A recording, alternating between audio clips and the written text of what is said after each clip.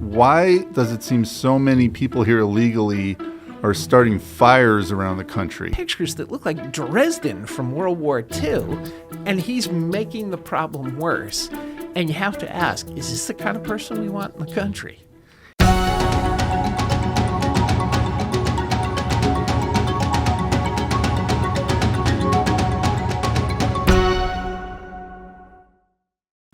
Welcome to No Border, No Country. The biggest story in the country this week has been the fires in Southern California, and it's led to a question that we're going to explore a little more. Why does it seem so many people here illegally are starting fires around the country? I'm joined by Judge Matt O'Brien. Matt, let's talk about California for starters. We've got a huge out-of-control fire there that's just starting to get under control now. What was this incident that happened with somebody here illegally? There were a couple of incidents. One of them involved an individual who was caught by residents of a neighborhood running around with a blowtorch, setting fire to Christmas trees and other brush and trees that had been put out with people's trash collection.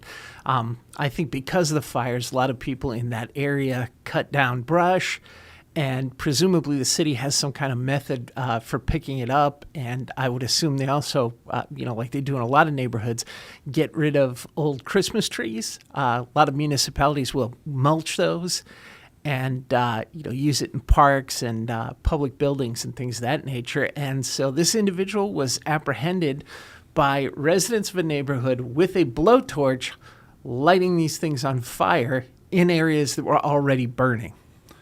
Unless do you think we're embellishing this? There's a clip we're going to show you that has some of those details. The homeless man accused of trying to ignite fires near a massive Los Angeles wildfire has been identified as Juan Manuel Sierra Leyva, an illegal immigrant from Mexico, according to ICE sources. Sierra Leyva was tackled by residents in Woodland Hills on Thursday after he was allegedly seen using a blowtorch, described by one witness as a flamethrower, to set Christmas trees and debris on fire near the raging Kenneth Fire. Video captured the dramatic citizen's arrest, with neighbors forcing him to the ground and zip-tying his hands. Sierra Leyva is currently in custody on a felony probation violation, though his prior conviction remains undisclosed. Despite being flagged for a detainer by ICE, California's sanctuary state laws, designed to limit cooperation with federal immigration enforcement, means it's unlikely he'll face deportation. So Matt, we've got this guy in the middle of this horrific fire, walking around with a blowtorch, trying to set more fires, and California sanctuary laws are going to protect this guy. It's insanity. This is when bad border policy meets all kinds of other bad policies. So, the theory behind all of this stuff is that America owes the rest of the world something, and we need to let these people in so that they can take refuge and be protected. Of course, my question is, did this guy really need refuge from anything? I mean, he may be here because the Mexican police are looking for him for lighting things on fire. So you take the problems that they're having because of mismanagement of water in that area, and you combine that with the problems that they're having with huge numbers of illegal aliens who were let in by the Biden administration. Because LA is close to the border, a lot of those people wind up in LA. We don't know who they are. We don't know what their background is. And the ones that are either mentally unstable or that are professional serial arsonists in their own country, and we don't know about that because they were just waved in without being vetted, they start doing things like this. And he's already on the probation violation. The only reason that ICE has not had this guy brought to their attention and been put in deportation proceedings is because of these sanctuary policies. So the LA Police Department probably has not put this guy in any database where ICE is likely to encounter his information. Another aspect of this I haven't heard a lot of talk about is the fact that California Governor Gavin Newsom has come under a lot of criticism for the way he's handled this fire. And it was not a secret that these strong winds were coming to the area, which ignite and spread these fires. What was Gavin Newsom and his administration working on in the days prior to this fire starting? They were working on Trump-proofing California so that they could defy federal law and federal efforts to deport these people. And we wonder why the response to the fire was so poor, and they didn't have the right materials, and there's no water in the reservoirs. Maybe if the governor was more focused on those things rather than Trump-proofing his state to protect illegal aliens who are criminals who they're trying to deport, maybe the response would have been better. Yeah, I think that might be the case. What's shocking to me is that this whole sanctuary city thing has reached the point of absurdity. I mean, it was a dumb idea to begin with, but it's meaningless. You can't unilaterally declare yourself to be exempt from whatever federal law you don't like. And if you look at the opposite side of this, if some town in Texas were to declare itself exempt from any restrictions on the Second Amendment and say anybody who wants to own a weapon, regardless of the circumstances, can purchase one, the other side would have a fit. But when they unilaterally declare themselves exempt from the Immigration and Nationality Act because they don't like it, they think that's perfectly okay. So here's a guy who shouldn't have been in the United States at all, clearly. He's on probation for a felony when they arrest him again. And, it wouldn't surprise me to find out that he was put on probation, which is usually pretrial.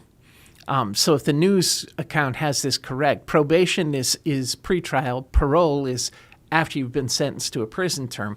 So if he was on probation, he may have been put there on a conditional discharge for a felony by some leftist activist judge who wanted to make sure that this guy did not come to ICE's attention because they think it's bad to deport people. But that would lead a logical individual to ask themselves, why do we need this guy here? And if you look at what's going on, I haven't seen any brigade of illegal aliens that happen to have been on the volunteer fire department in their home country coming out of the woodwork and saying, I love America. I really want to be here. I broke the immigration law to get here, but I don't want to see anything bad happening, so I'm going to volunteer my services. And that's not happening, nor does it ever happen in any kind of a disaster. Usually what happens is the nuts like this guy come out, and the rest of the illegal alien population goes to ground as the area fills up with first responders, National Guard, police, military personnel. It's a recipe for disaster within a disaster. This is also revealing as to the hypocrisy or the duplicity of this anti-borders movement, because on the surface they will tell you that the vast majority of these people who have entered here illegally are these future valedictorians and the hardworking moms and all this stuff. And to be fair, a certain percentage of them fall into that category. However, what do we hear about the most? People starting fires, people killing innocent people, and yet these sanctuary laws, like Newsom is trying to strengthen, are not just trying to protect the people who are just working jobs or whatever. They are also trying to protect the arsonists, the assaulters, the gang members. They're specifically trying to protect those people from deportation. Yeah, that's the sad truth about all of this is the people who get the most protection from these sanctuary policies are hardened criminals. Because if you look at immigration enforcement in this country, Eisenhower and Trump are the two presidents in the history of the United States that engaged in serious national security and public safety-oriented immigration enforcement. Nobody else has done it, even Republicans. So this whole thing that there are these hardworking, otherwise law-abiding illegal aliens who get jacked up by the nasty, mean people like Tom Homan at ICE and unceremoniously thrown out of the country, it's a myth. I worked in this stuff for 30 years, most of it in enforcement. It's a struggle to get people who walked into the country with no invitation, came here, lived on the margins, in a lot of cases committed a bunch of low-level crime. It's like pulling teeth to try and get these people deported. And we're always willing to deport the people who have felony convictions or who prove to be Russian spies or Iranian-sponsored terrorists.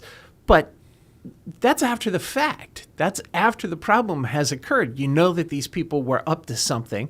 They wind up coming to the attention of law enforcement. They get convicted, and then we deport them. What this guy demonstrates is that if you just wave people over the border and you have engaged in no vetting of any kind, no questioning by a seasoned professional immigration officer who knows the signs to look for when somebody is up to no good, then you have all these people who are felons in waiting. This guy probably didn't trip any system or anything. He may not have had any contact with any kind of immigration official. And in the midst of, they're talking about something ridiculous like, I've heard estimates anywhere between 156 to $212 billion worth of damage, thousands upon thousands of homes and businesses lost.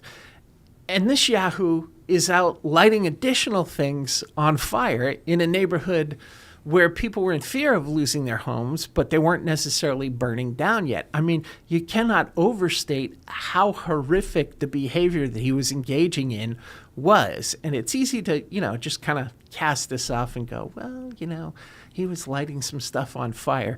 But you're in these pictures that look like Dresden from World War II, and he's making the problem worse. And you have to ask, is this the kind of person we want in the country? And if this is the kind of person who is getting into the country with our current immigration policies, then certainly we need to revisit them and correct them so that we don't get more of this. We were talking about this earlier, how you can't vet for certain things. As you've said on the show many times, a lot of these people come from countries where the record keeping is very poor, so it's hard to vet even under the best of circumstances. However, Donald Trump made it a point during the campaign to say that, for example, like Venezuela is emptying their mental hospitals and sending people here. Okay. Everybody knows from just being in society, not everyone who has mental problems is in a facility. So a lot of these people coming over might say the magic words that they're seeking asylum or they're just looking for work. They could be candidates to be in a mental asylum, but they just haven't been diagnosed or put in one, and yet they're just being invited over here, and then they're walking around L.A. with a blowtorch.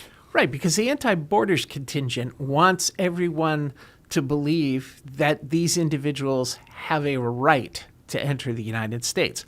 But I won't bore our listeners and watchers on video with the citations to cases, but there's about 10 or 15 Supreme Court cases starting in the 1890s that say foreign nationals don't have any right to enter the United States. And contrary to what the Biden administration wanted everyone to believe, just because you show up at the border doesn't mean you have to be let in. Just because you say asylum doesn't mean you have to be let in. It's an accepted fundamental around the world of national sovereignty that sovereign countries have the authority to let anyone they want in, kick anyone they want out, and set the conditions under which foreigners can remain in the country. And the sole exception is citizens. Citizens are considered to have a right to depart, re-enter the country at will. We happen to extend that legal right to people who have been approved as lawful permanent residents. However, if you've done something outside the United States or inside the U.S. before you left when you're a green card holder that renders you inadmissible, CBP will actually in some cases exclude you, and in other cases the law requires that they put you in a hearing. But both when I was an ICE trial attorney and when I was an immigration judge, I deported people that had lived here for ages, left the country with a felony conviction they thought nobody knew about, went to come back in, CBP caught them, they were placed in proceedings, and bye-bye. So the immigration policies that we have in the United States should benefit the people of the United States. And, early, FAIR, when I worked over there, Center for Immigration Studies, all of the organizations that focus on this issue have never said that we should shut the borders and not let anyone in. We have all repeatedly said we need an orderly system for allowing people in that allows us to minimize the risk of people that are going to be terrorists, foreign spies, criminals, potentially insane criminals like this individual appeared to be. And frankly, I don't see what's wrong with that.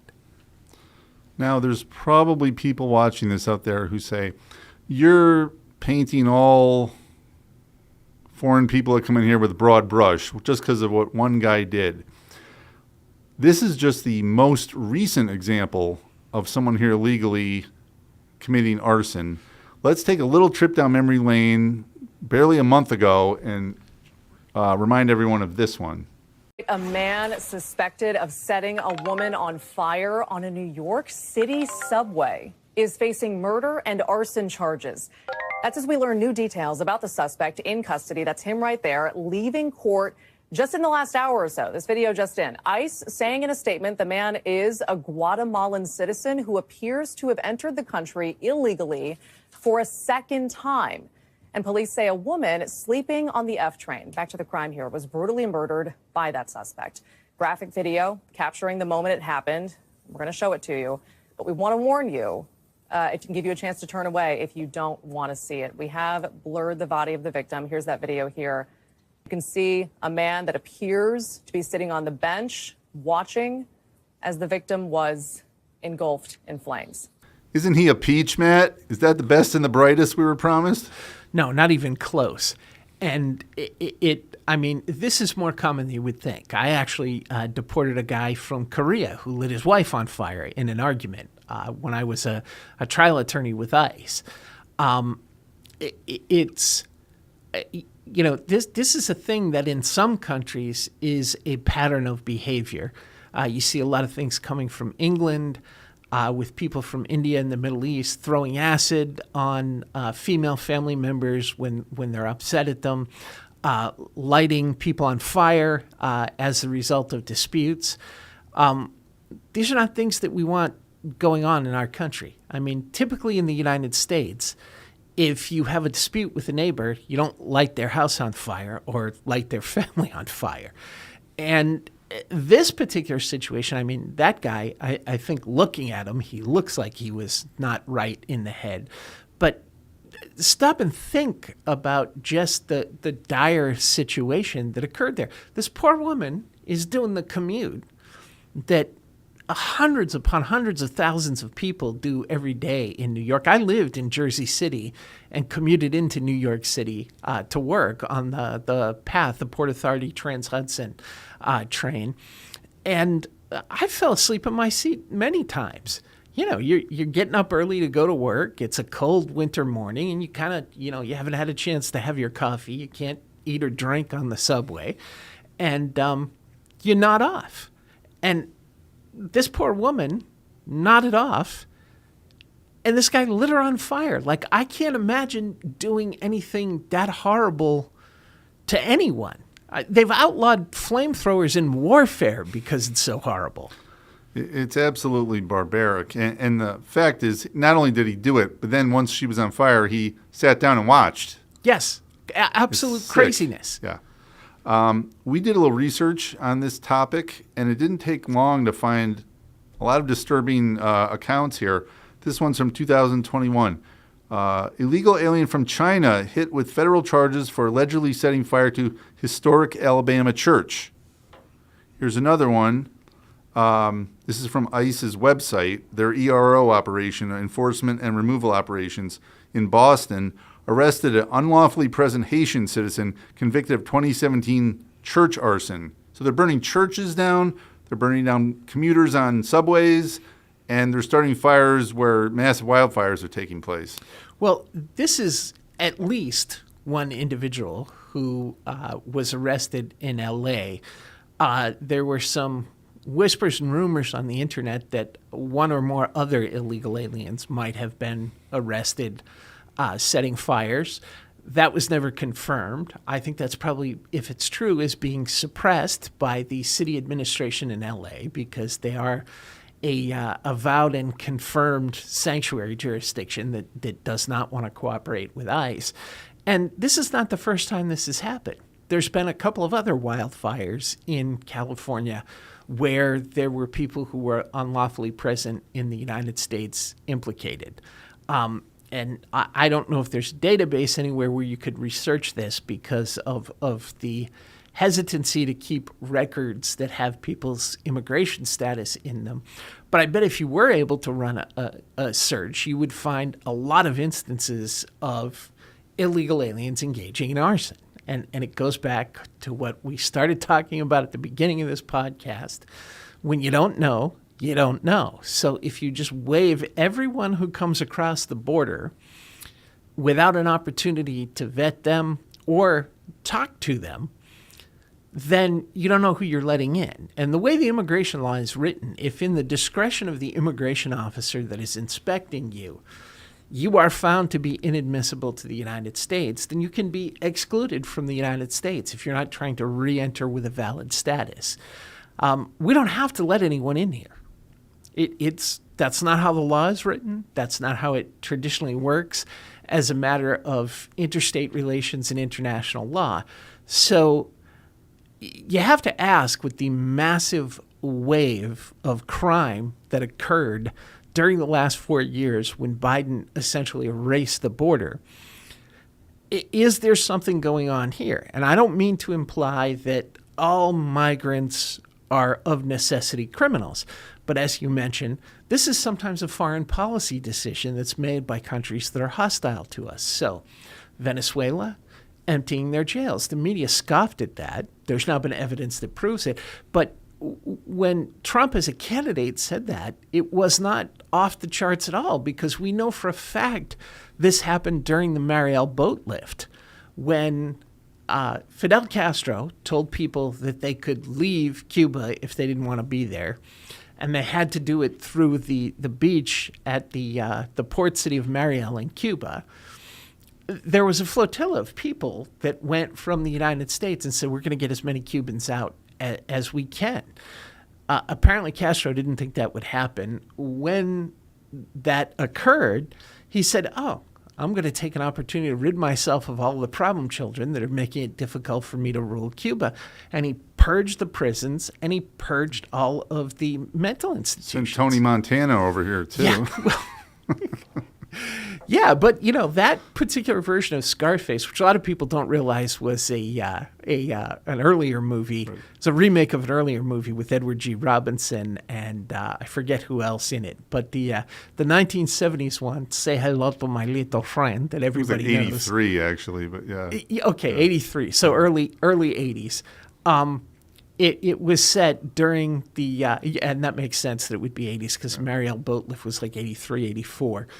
It's set during the Mariel boat lift, and Scarface, the main character, is a guy who gets purged from a Cuban prison. So again, Hollywood seized on this in the past as the theme for a movie. So we know this happened. It's not bizarre for Trump as a presidential candidate to say, foreign countries are purging their prisons and their mental institutions and not sending us their very best people. And with the massive influx of people who were waved in by the Biden administration without any kind of checks, there was a massive increase in crime all over the United States. Now, a lot of cities don't want to admit the truth of this, but we've published from early a bunch of op-eds and studies and other articles showing that this is in fact true, and it correlates directly to the high level of unlawful migration into the U.S. Matt, one of the responses you might hear from the activists to what we're talking about here is something along the lines of citizens of the U.S. commit arson too. Why are you singling these people out? That's faulty on a number of levels, but I think one response is, yes, they do. We have our hands full with homegrown arsonists and other various criminals. Why are we inviting this chaos into our country that otherwise would not be here? Yeah, I mean, that's 100% dead on. I mean, by definition, any crime committed by an illegal alien is a crime that could have been prevented simply by preventing that person from entering the United States. Americans commit crimes too. It's like people that have kids and he did it too. And your mother, your grandmother, inevitably looks at you and goes, well, if he jumped off a bridge, would you do it too? What does that have to do with anything? We have crime in the United States, but people who are citizens of the United States are ours. They're our problem to deal with. And we have a criminal justice system that deals with that. Here, you can't even say that you have a criminal justice system that's going to deal with this person effectively because his status as a migrant, as a non-citizen, is going to get him preferential treatment that would not be accorded to a U.S. citizen. So this makes no sense. We're offering special protection to a person who was, I guess the way I would put this is I would use an analogy. This is a person who was an uninvited guest. There are some people who, for whatever reason, out of the goodness of their heart, religious beliefs, would be gracious to an uninvited guest. We have been gracious to this uninvited guest. And how did he repay that kindness? He lit the house on fire. Most of us, if we had an uninvited guest show up, if it was a person that we thought was in need, would help that person. But if that person sets the living room rug on fire, you're not going to ask them to stay, nor are you going to insist that the police don't do anything to punish or otherwise chastise this individual for the bad behavior. And that's exactly what's going on here. This is a person who was never invited by the United States government to come here, who broke the law and began his relationship with the United States by violating the law, and then apparently, based on the fact that he's on probation for a felony, continued to break the law once he got here, and now he's done it again in these horrifying circumstances. So I guess this gets down to something that every parent is familiar with, is how much bad behavior do you let the miscreant get away with before it becomes a problem? And that's, we haven't had a satisfactory policy answer to that question, except under Presidents Trump and President Eisenhower, who said the law is on the books for a reason. We're going to enforce it as written. And people who are not invited here as guests are not welcome. If the United States government hasn't authorized you to be here, you don't get to stay. And it's, one of the local radio stations here has a bumper, I believe it's for the Chris Plant show, that says either the laws mean something or they mean nothing. And that's in direct reference to immigration policies. And it's true. Either the law means something or it doesn't mean anything. We have these immigration problems because the Reagan administration unwisely agreed to an amnesty. They were sold a bill of goods, told that there were a bunch of people here living in the shadows who are otherwise benevolent members of the community. And if they were given a path to citizenship, then we could hit the reset button and put border security in place. Well, the reset button never got hit because nobody applied for this amnesty program. They had an unbelievably low number of applications. Why? Because there weren't really that many illegal aliens in the country at the time because we had been enforcing the immigration laws. When word got out, people came here and committed fraud to get in on the amnesty program. The rest of the world said, well, geez, the U.S. isn't enforcing its own immigration laws, so this is a free-for-all. We could just enter and wait for the next amnesty. And the U.S. government, INS, which was a law enforcement agency, all of a sudden became a social benefits agency. And instead of enforcing the law and kicking people out who weren't supposed to be here like it had done before, it adjusted its focus, and it now became focused on approving applications of people who were here illegally. And some of those applications were still being dealt with when I started my career in this. I can remember being a new immigration examiner at INS and being, sitting in training and going, so wait a minute, these people had to prove that they were illegally present in the United States to apply for this program. Now, it's one of the first things that they talk to us about in law school is how you prove a negative. And the thing is, you can't. It's all circumstantial. If somebody says, you were at X location the other night and you did Y, and you were like, no, I was by myself in a movie theater watching the latest Chuck Norris movie or whatever, how are you going to prove that unless somebody saw you? Can you get a witness? No, I was the only one in the theater. So, this whole program to give these people an earned path to citizenship, they paid a fee for being here illegally, like an expensive traffic ticket. And they had to provide evidence. So they had handwritten notes from like one person saying, yeah, my neighbor Chuck has been here illegally for 10 years. I mean, you cannot base a legal system on that. It tipped the whole thing over. And until President Trump came in on his first term, even after September 11th, nobody took this stuff seriously enough.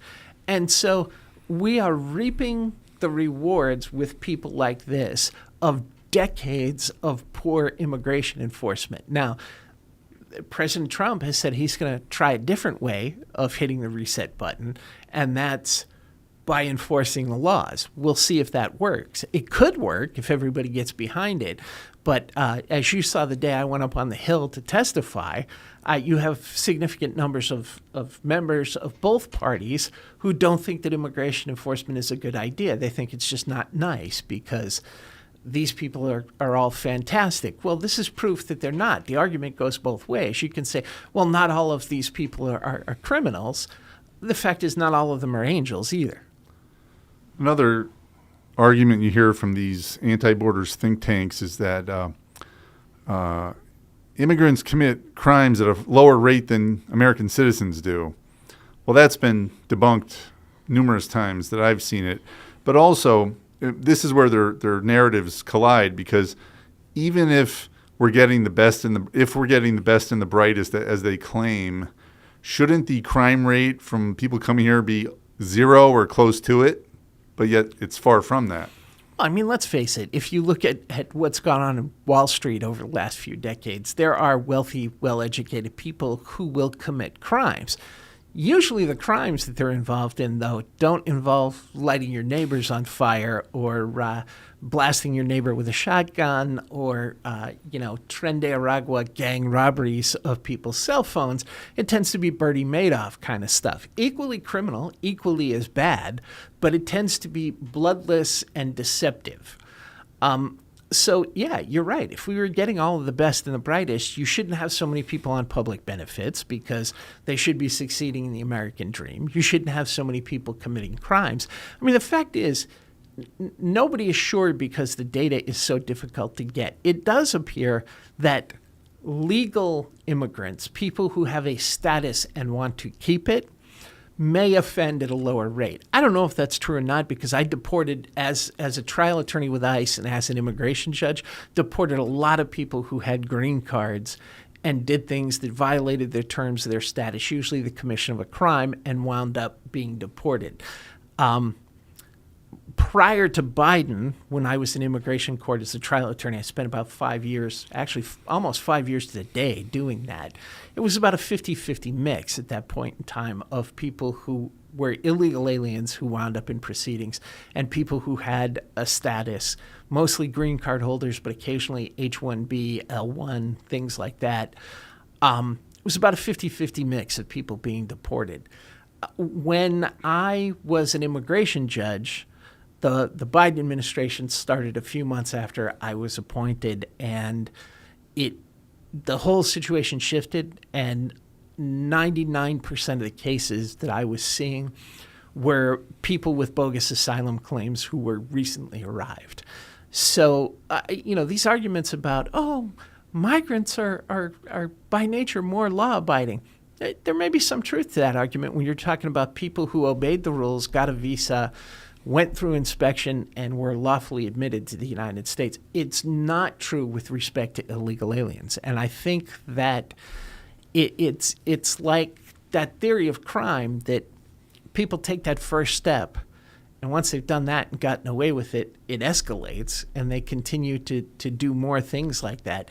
People who live in the shadows, who are working under the table, don't pay taxes, don't do a lot of the other things that we all have to do to keep our life above board, I think generally find it easier when a neighbor says, hey, I got a package. I want you to take it from Miami to New York City for me.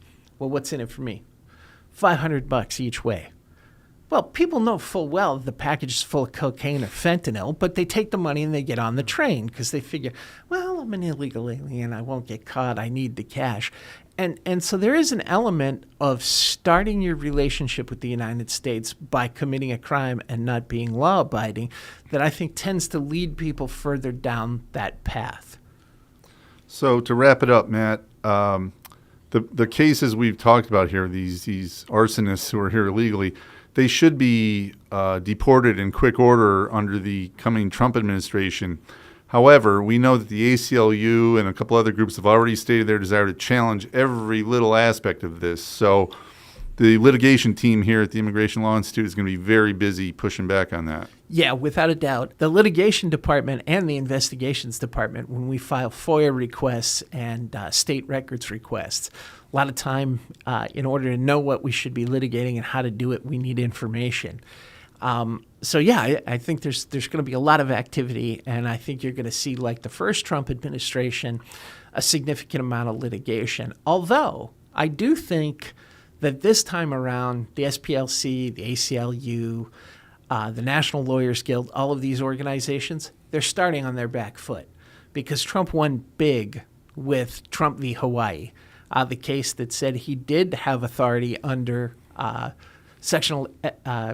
it's 8 U.S.C. 1182F, which gives the president the power in special circumstances when you have a crisis to temporarily suspend the admission of all aliens or certain classes of aliens. So that case was a slam dunk win for the Trump administration. And the Trump administration had a number of other wins, a significant number of which Early was directly involved in.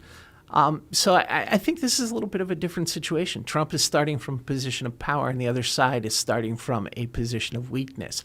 So they may be successful in the Ninth Circuit.